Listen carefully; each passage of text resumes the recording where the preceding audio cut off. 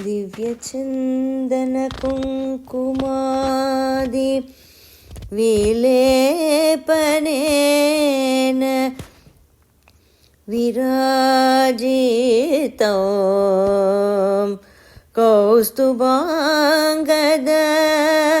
मौक्तिकाभरणादिभूषणभूषितम् इंदुभास्करलोचनं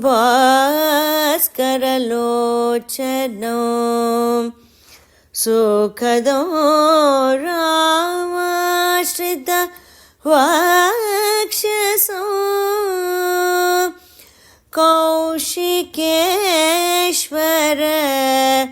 केशवो मम वंशदैवतम्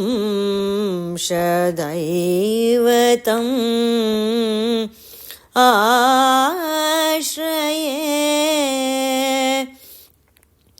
मम वंशदैवतम्